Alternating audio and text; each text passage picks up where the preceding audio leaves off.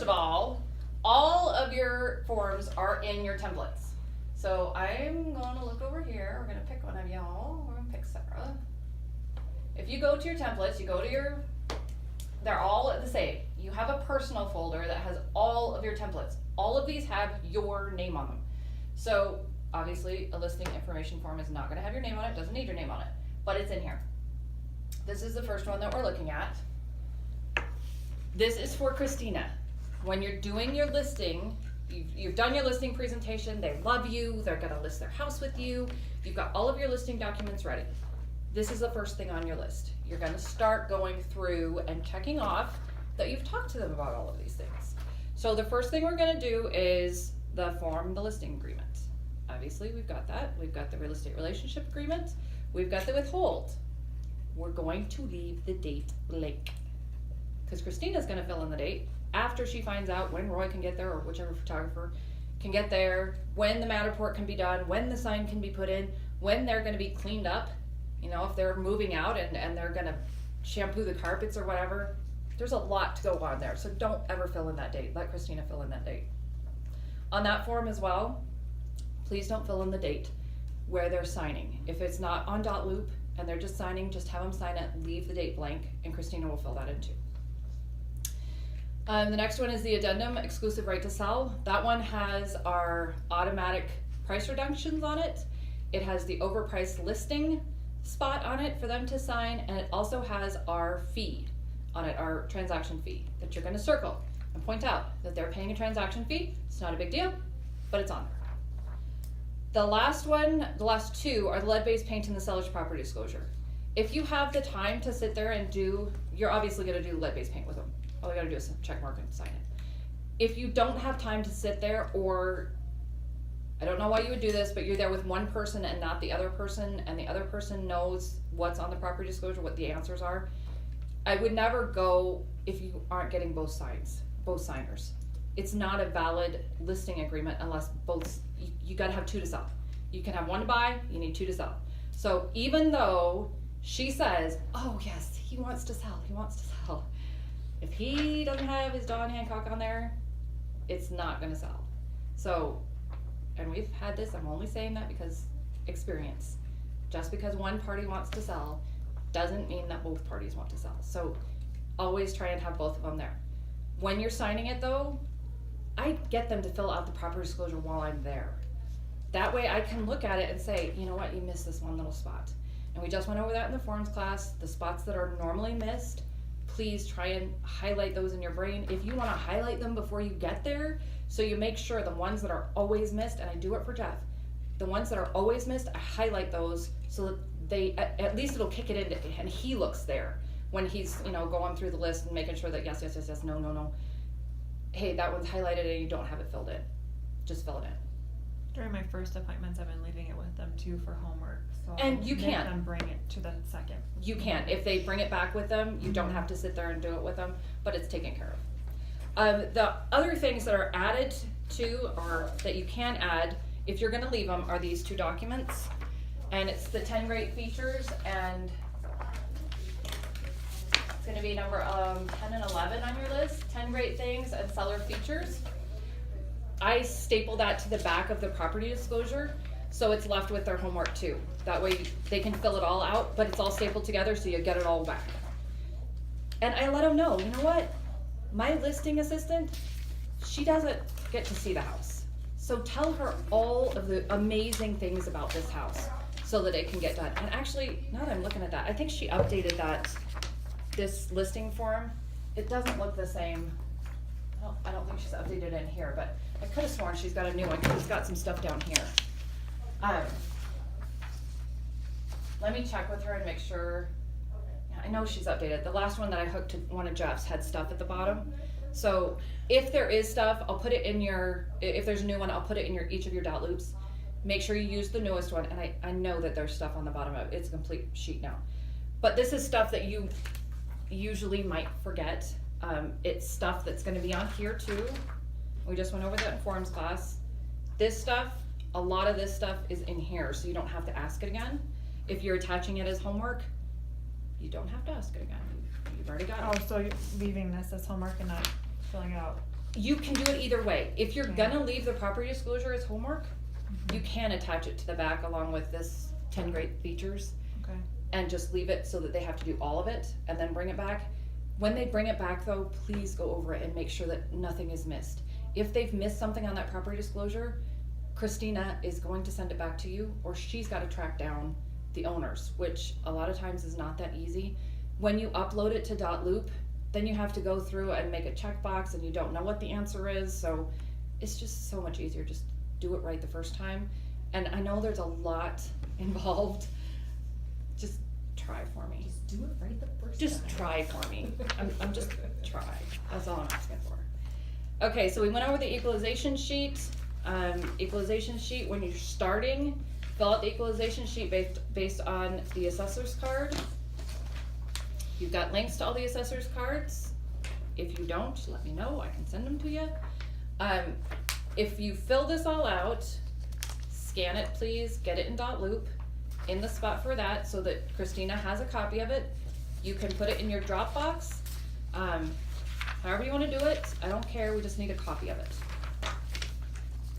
Okay, so the rest of her checklist, you're gonna introduce the staff, that should be in your listing presentation, so that Christina and I both get introduced, so that they are not shocked when they get a call from a lady named Christina and they don't know who on earth she is.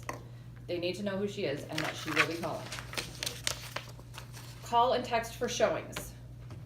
Usually there's one of them that's gonna take care of it. If it's both of them, that's fine. Put them both down, let her know that that's who they need to call. Ensure emails are listed on the listing agreements. You may not have all of those when you're actually filling it out on the computer. When you go there, make sure you get both of them, because it takes it takes one email address to sign a .loop document. You cannot use the same email address for two different people. If they say, you know, it's grandma and grandma has one, but grandpa doesn't have one, you know what? Let's get a free one for you right here while we're sitting here. We're gonna get grandpa@gmail.com, set it up on his phone, show him how it works. That way you aren't having to help him sign everything from that point on.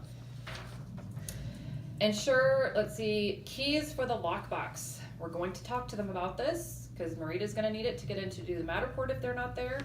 If they're gonna drop it off, they can drop it off here. If we gotta pick it up, if Marita's gonna pick it up, and she can, when Marita goes to do the sign and the lockbox and the Matterport, you can have them leave the property disclosure for Marita to pick up. Keep in mind, Marita's not an agent, she's a senior in high school. She is not going to go through the property disclosure and make sure that all of the questions are answered. So if it comes back and it is not complete, it will end up back on your desk. That is an option. You can absolutely have Marita pick it up. Just know if it's not completely filled out, you will get it back. That being said, when we talk about keys, if Marita is gonna pick up the key when she comes, that's fine. Just write down that, you know, they'll have it ready, they'll have a copy of a key or something for Marita when she gets there. Agents must use the lockbox. This is just a reminder about how the lockbox works so that they understand what happens.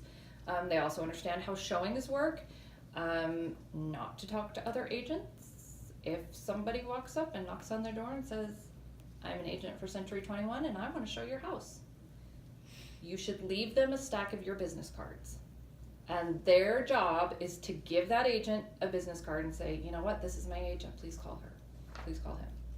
That way they're not showing the house to someone you don't know about. Everything should go through you guys.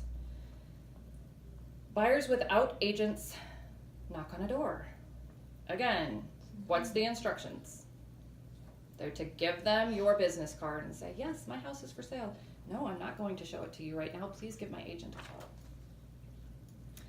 call. Remove prescription meds from the bathrooms. This is just a precaution, especially when we're doing open houses. You guys can't be everywhere at once. Most people don't have cameras in every room. That being said, and Christina does this on her first call checklist. She's gonna remind them, little old folks, they're gonna have a lot of medicine.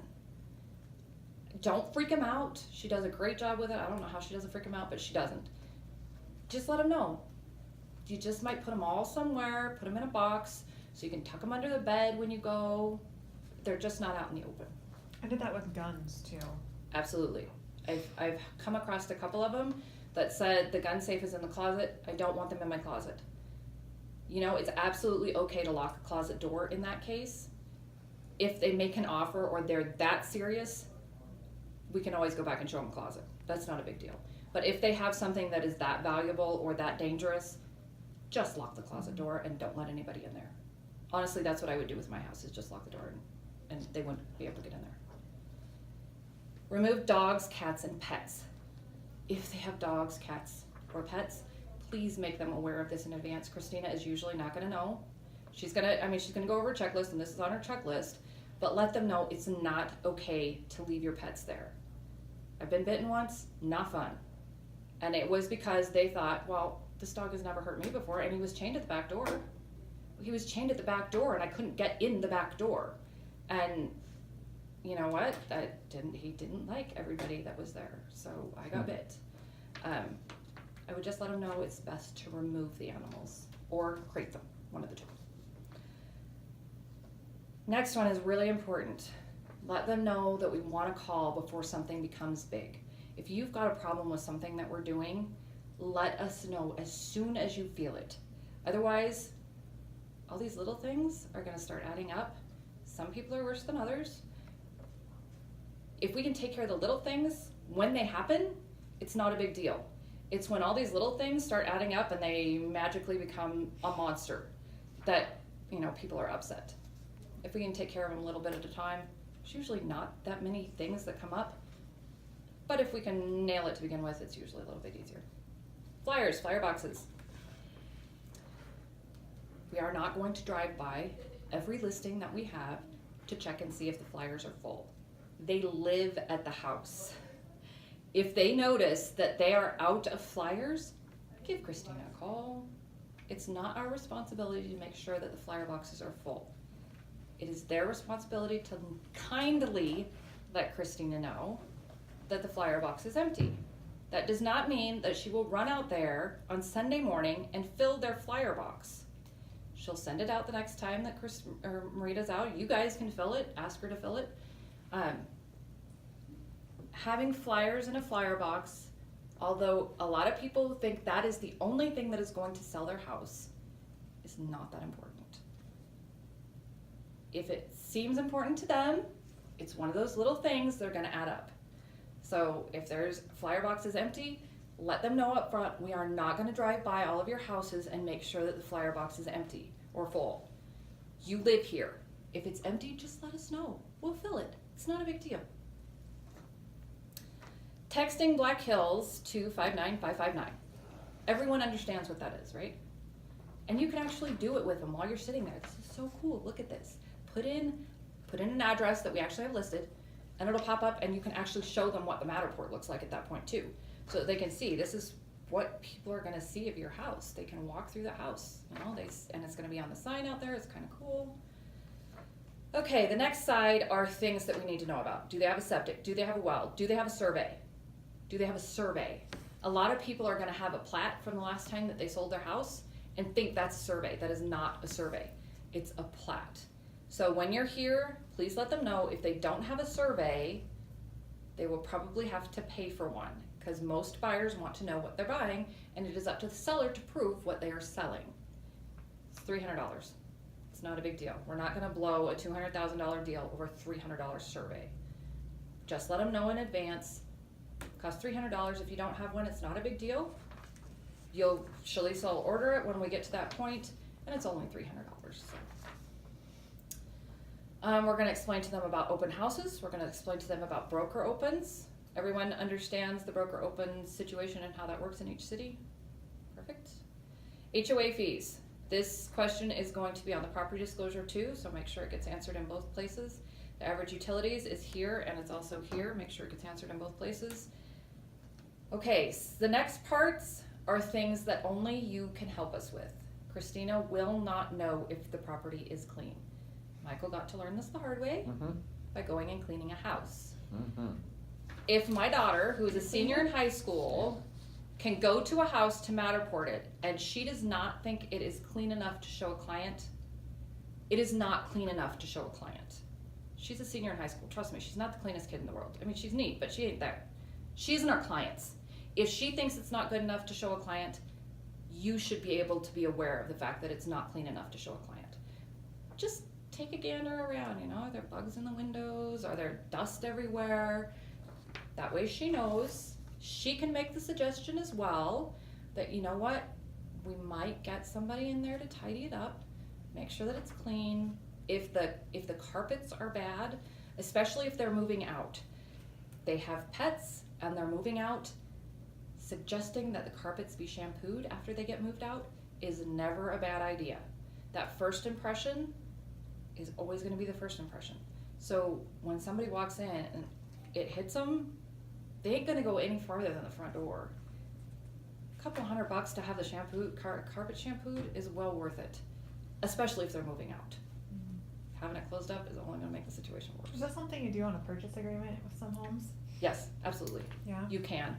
Okay. And if you don't do it there, absolutely do it in the home inspection. Okay. If you're not asking for anything else, ask for the carpets to be shampooed. Okay. Okay, will the property need staging? We do a staging consult up to $150,000. If the house is less than 100, I think it's 125 now actually. If it's less than $125,000, it's not worth it to do staging. I would recommend to them that, you know, it's there, the option's there. We're not gonna pay for it necessarily for the lower priced houses. Trailer houses, absolutely not. Just putting that out there. But be aware, does the house need staged? And you can tell. If it is completely packed with stuff and they are a hoarder, make a note.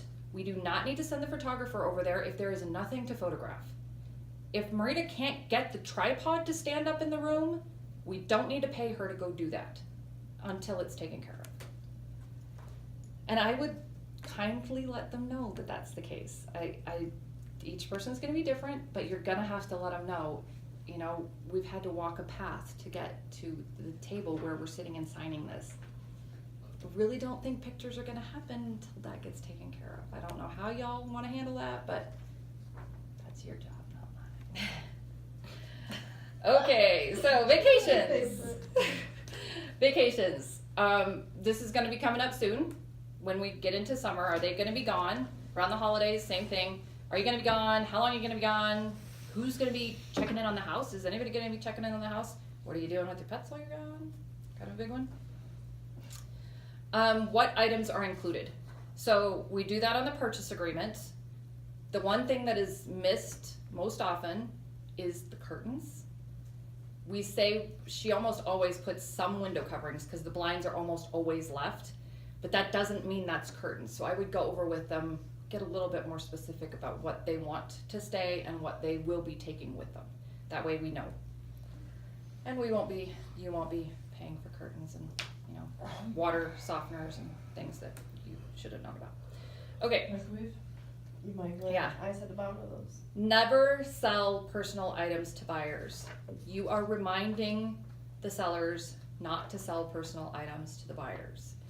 It's a side offer, kind of like what we were talking about. After the deal is done, they can go back and buy all the couches they want. After the deal is done, they can go back and buy all the cars that they want. You can sometimes do a lawnmower, maybe here or there.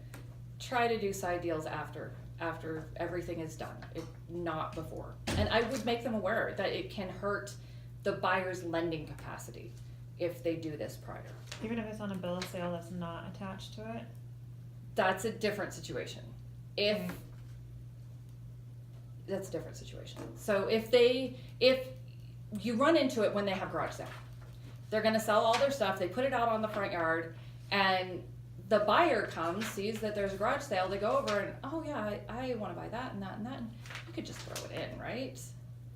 Well, yeah, you could just throw it in, but it can cause a lot of problems. A few more headaches Okay. that you don't need. I see what you're saying. Fill out the features form. That is this one. Please fill it out.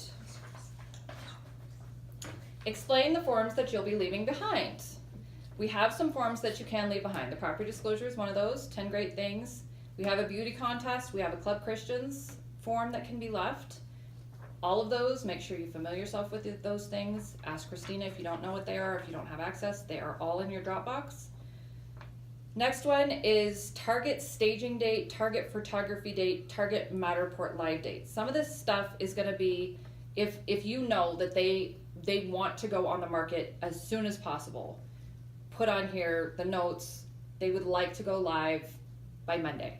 That way she can get dates that are closer. We're gonna get to a busy season, especially with the photographer and wedding season coming, so it's gonna be a little bit harder. I'd let them know it could be 2 weeks before we can get you live on the MLS, because the photographer is hard to get in there. There's a lot going on. So if there's a specific target date that they're looking for, put that in there. She added the promise script. If you're gonna do the promise script, just put that in there that you did it. That way we can check and make sure that it's gotten done. She's got the top shape price, 30-day price, and the 90-day price on there. It's kind of what y'all think it should go for, what you don't think it should go for. Any questions about Christina's form? All right, mine. Once it goes, the first two things are if you have a buyer or seller, and part of it is making sure that Christina's stuff gets done.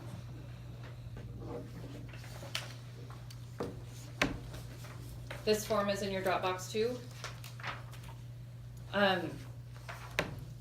The first two things again, if you have a listing, get all of Christina's stuff done. If you've got a buyer, make sure you got this stuff done. Once it goes under contract, make sure that all of the signed docs are in .loop. We would prefer that all of the signed docs are accurate in .loop. So if we're over here and it says there's a purchase agreement, we would prefer that you have the purchase agreement where the purchase agreement is supposed to go. You can, although I would not encourage you to, upload the mass of documents and we can split them. You better be selling a heck of a lot of houses if you're gonna make me do all the work. Just putting that out there. Wait, what, go back, I missed. Okay, that, so sorry. if you're going to put in, let's see. Hey, come back here. Okay, if you're gonna go to your loop, oh, come on. If you're gonna just upload all of your signed documents and just say they're in .loop. You better be bringing me something. I'm telling you, you better be doing a lot of work. You better be selling a lot of houses, or you, at the very least, better be being nice to me. Because somebody who just says, go take care of it, is not a way to get on my good side. Most people know that. Shalisa, they should be good to you anyway. They should. That's the standard you set. They should. If they're not, you However, there are times when I've had to tell them to, you know what, your .loop is all right. So, and I understand, you guys are selling things. Once we get busy, once we get into the busy season, I understand. If that's what you can get and you are out selling houses, just get them in there. I'll split them. It's not a big deal. If you have the time to split them and get them in the right places, please do so. I have 9 agents to take care of, not just you, shockingly enough. So 2 deals a month. yes, I have more than 2 deals a month to take care of. So if you could help me out with that, that would be awesome. Okay, the next thing is make sure that your client information is accurate. So if we come back here.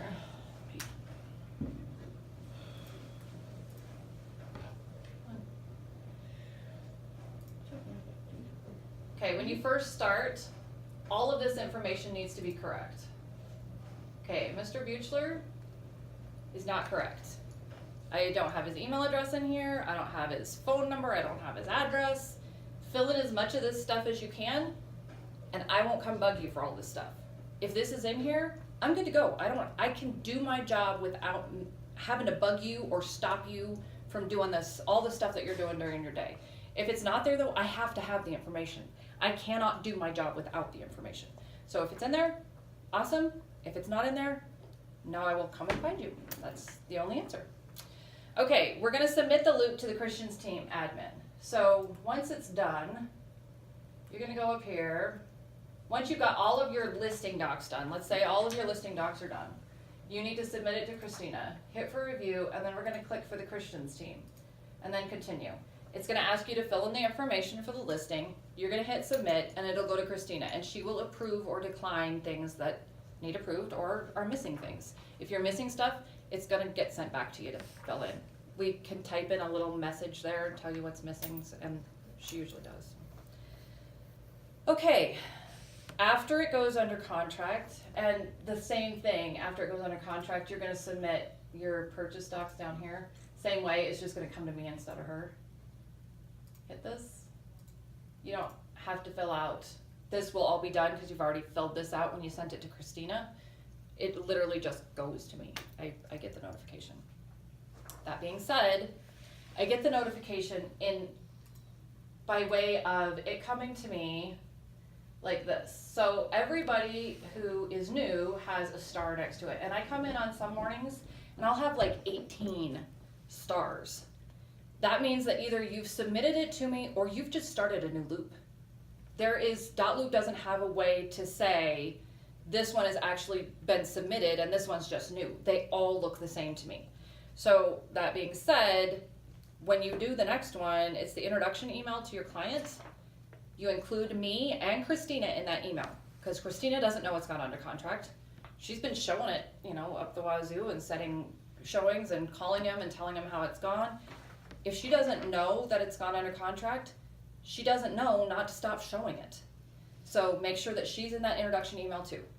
Once it's in that introduction email, we both know, okay, I've got to go find it. They've submitted it, hopefully, to me, so I can go make sure all of their documents are correct.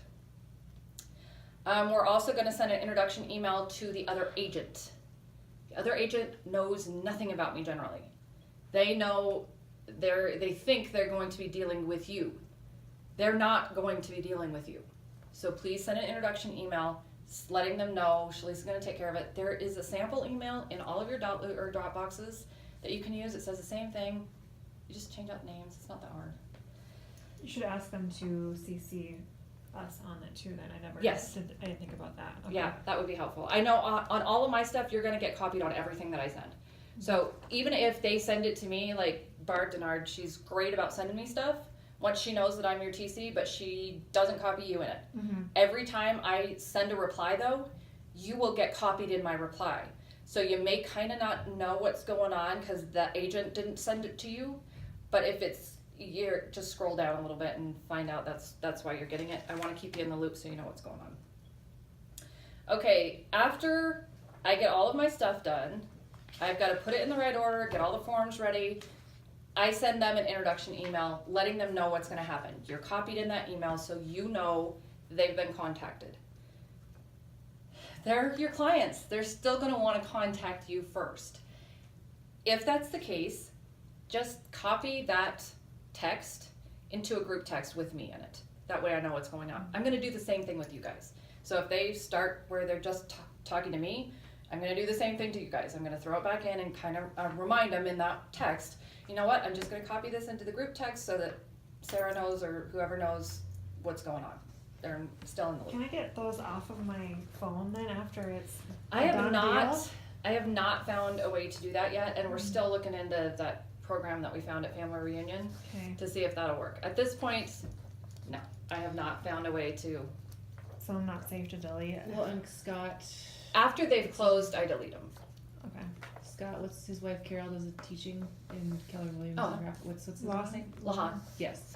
He said that if you are going to copy them off, you have to take the name out so it says the number because you can put anybody's name in there. Yeah. So make sure like if you Oh, are, it's got the it. number Okay. Which for is reference. even more work. Yeah, because he said that's what he'll do. He'll Yeah. go What do through. you need them for? Just for reference after the fact. I mean, it's in writing. If they told you to do something and then they said, no, I didn't tell you, and you've got the text sitting there. Well, just for It's so just you your own. know, you can go to Verizon or wherever. Like if something came up, Yeah. and they can pull them. Yeah. They- Everything's somewhere. Everything is Yeah. somewhere, right? Yeah. But at this point, there's not an easy way to just print Yeah. them or just save them somewhere digitally. I mean, you'd literally have to copy and paste into an email and then say who the copy and, which one was which one. But then they'd probably be like, "How do we know?" you I was didn't gonna change say you it?" didn't just change it, right? So, That's why if you got really, I mean, yeah. If you really needed it, you'd be best going to Verizon, or whoever. Okay, next, let's see. If you have a buyer, you will be in the loop with the client regarding the home inspection and what they would like to do as a result. If there is an amendment or a contingency removal, the transaction coordinator will take care of writing and sending the signatures and then sending to the other agent. The transaction coordinator may need your input as to what is significant in the house and what is not. I don't get to see the house. All I get to see is the report. Generally, the report is a report. If they're using our home inspectors, I can trust our home inspectors. We've had home inspectors who make a big deal about everything. And all I can go by is what's on the report. Or make stuff up. Exactly, that's what they're doing. So it's kind of, I'm gonna need your help is what I'm saying. I don't know what's important. If there is siding falling off the side of the house, give me a heads up, guys. That way I know. There's siding falling off the side of the house. Obviously, we probably should get that fixed. You know, if there's nothing wrong with the house, like Cedar, I had no idea that the house was in that good shape. I think that's awesome that it came back. If the house was in that good of a shape and they had sent us a home inspection contingency removal with 18 things on it, I have no way of knowing that that house wasn't in that good of shape. So the more information and more input I have from you, the better. That being said, I don't need you to actually write the documents for me. I can write the documents unless you'd like to. That's entirely up to you. If you want to have that much input, I don't know why you would want to, but you can. But at this point, I think Michaela and Sarah and I have had, and Mike's done enough to see how much input you kind of need. And each client's going to be a little bit different too. Some of them, they're going to be like, we're just doing Shalisa all the way. Not a problem. Some of them are going to be like, I need to talk to Sarah. Sarah's my agent. I've got to see what she says. There's going to be those blends. That's just the way it is. Just kind of feel them out, see how they are. The more information I have, though, the better. If you have the seller, you will be in the loop on the home inspection requests that are brought by the agent to the transaction coordinator if they need negotiated. That being said, if something is brought to me that is reasonable, and for some reason your seller is not being reasonable, okay, they've only asked for the furnace filters to be changed, and your seller says, absolutely not, I am not doing this. I'm going to say, you are crazy. You're going to blow this deal over a $5 filter. I'm not going to say it like that, obviously. I will. But I would try not to say it that way. I may need your help letting them know that we don't want to blow the deal over a $5 filter. And that may be even a $300 survey. You know, it's relative to the deal, but if I need your help, I will let you know. And you will notice when we're in those text situations, you're going to be in the group text. When you can see I need some help, feel free to dive in with me. I don't care. Having more than one person on the side, well, having more than one person say, you know what, she's right, sometimes is all they need to say, okay, $5, what is it, you know? And you're like, when you put it in the big picture. You're Yeah, like, in the big picture. Where do you guys want to go Yeah. next? You know, we talked about this. Shalisa's Right. she's just delivering the message. Exactly. If I can get your help with that, it would be awesome. Okay, so after the home inspection negotiations have been completed, the transaction coordinator will take care of everything through closing. You don't have to do pretty much anything after that point except for the walkthrough. So you're still going to be in the loop. Obviously, Sarah, we're still in the loop. He's still texting you and asking you for net sheets. Normally, they don't. After the home inspection is There's done, nothing normal about this one. pretty much not. After the home inspection, though, we're pretty much just waiting for the appraisal to be done and closing. So, I mean, making sure that the appraisal is scheduled, that sort of thing, you're really not needed. Just keep an eye on those texts that are coming through in case you get a call at midnight one night and they're freaking out about something and you haven't kept up with what's going on. You still know what's going on. Again, any correspondence by text or email with the client needs to have everybody involved. Okay, closing. Transaction coordinator will work with clients and the lender to set up closing. Please keep in mind, I cannot set a closing date. I don't care if the seller or the buyer wants me to with all of their heart. I cannot do it if there is a mortgage involved. The lender is the only one who can set the time and the date. So if they are that insistent that it has to be at 10 o'clock on Monday morning, I can't do anything about it. They need to call their lender. If they're the seller, I cannot do anything about it. I can, on the seller's side, sign all of their documents prior to closing in my office, or I can go to them, however they want to make it happen, within reason. I can't do it a week in advance because I won't have the documents. So within reason, we can make it fit a seller's schedule. They don't actually have to be at the closing, at the physical closing. I can do all of their stuff outside of closing. The buyers, on the other hand, I can't help them in any way for a closing. Setting it, having them sign in advance, because they've got a mortgage, and the mortgage documents are like a mile thick. I ain't going there, so, and the lender won't let me. I don't have a choice. So let them know. I know they're gonna ask, and you're gonna tell them, you know what, the lender needs to take care of that. So if you have a date and time that you have to do it, get in touch with your lender, let them know what that date and time is so that they can set that up. Okay, so cash deals, you can set it up whenever Cash you want. deals, we can set it up all day long. Okay, got it. Okay, transaction coordinator will put together your closing folders. I have yours for Zotkeys. I'm just waiting on a closing statement for you. I'll have your folders ready. It has your business cards inside of it. It'll have a closing gift with it, ready to go. I usually have it, as soon as I have a closing statement, I can have it ready for you. Usually 24 hours in advance. I've had some where I don't get the closing statement until like an hour before closing, which is not normal, but it can be that close as you're walking out the door to go to the closing. But I do need you guys, if you have the buyers, to set up the walkthrough with them. I can't set that up with them because I don't know your schedules. So when we get to that stage, you'll see in the text and the email, my final email with their closing statement. If I haven't gotten the closing statement until like hours before closing, I'll usually send them out my end email saying, okay, here's everything to get ready for closing. You got to call your utility companies. You got to make sure that your insurance is canceled on the day of closing. You got to make sure you have all of your manuals and your garage door openers, find all that stuff.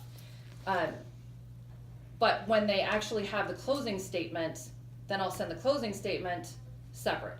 So when you get to setting up, when you see that email or that text come across that Shalisa is getting them ready for closing, in that email it says you need to get with your buyer's agent to set up a walkthrough. Take the initiative to set up that walkthrough so I don't have to keep asking when is it going to happen, when is it going to happen. And you got to let me know when it's going to happen because I got to let the listing agent know that it's going to happen so we have access. And I'll have your closing gift for you.